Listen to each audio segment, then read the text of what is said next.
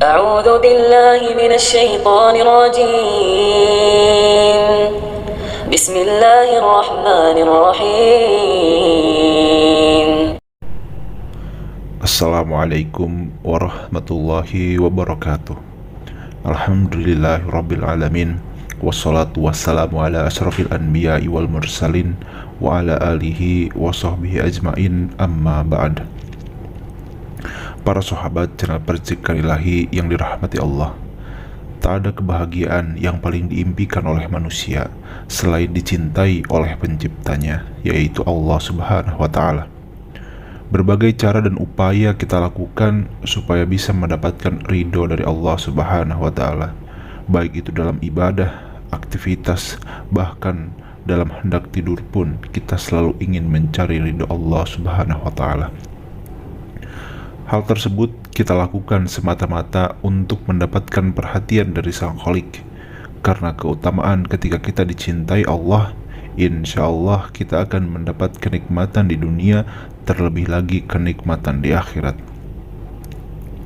Rasulullah Shallallahu Alaihi Wasallam pernah bersabda, apabila Allah mencintai seorang hamba, maka dia menyuruh Jibril, sesungguhnya Allah mencintai fulan, maka cintailah ia.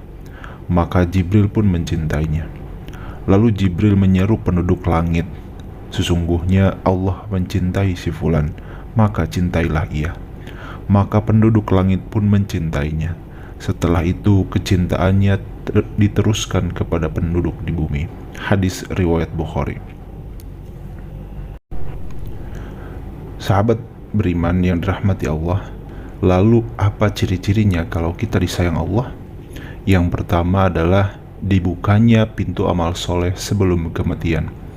Rasulullah Shallallahu Alaihi Wasallam pernah bersabda, apabila Allah menginginkan kebaikan kepada seorang hamba, Allah akan jadikan ia beramal. Dikatakan, apakah dijadikan beramal itu? Beliau bersabda, Allah bukakan untuknya amalan soleh sebelum meninggalnya, sehingga orang-orang yang berada di sekitarnya ridho kepadanya. Hadis riwayat Ahmad dan Al-Hakim. Dari hadis tersebut sudah jelas dikatakan bahwa jika Allah menghendaki kebaikan pada hambanya, maka Allah akan menjadikan hamba tersebut beramal soleh sebelum wafatnya dan menjadikan hamba tersebut senantiasa bertaubat kepada Allah atas segala kesalahan dalam setiap nafasnya.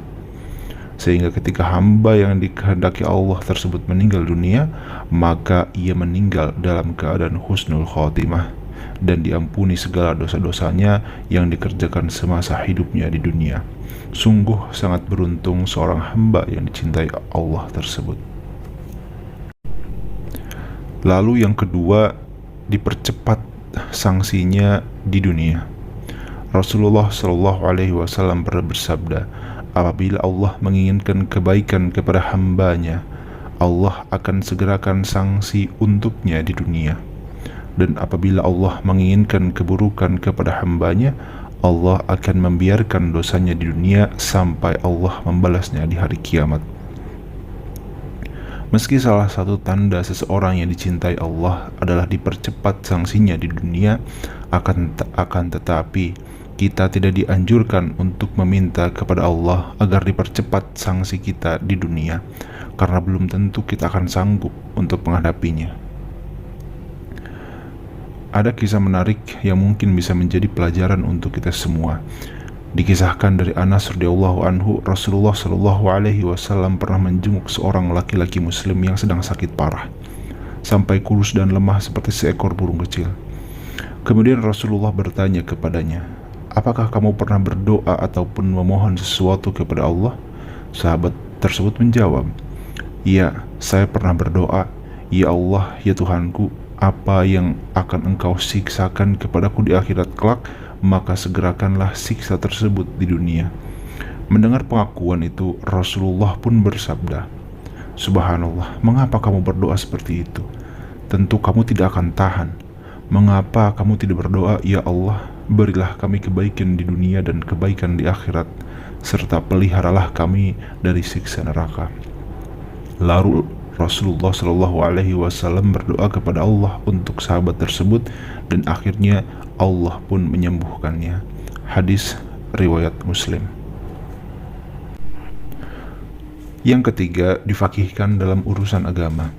Rasulullah pernah bersabda, barang siapa yang Allah inginkan kebaikan padanya, Allah akan fakihkan ia dalam agama. Hadis riwayat Bukhari dan Muslim.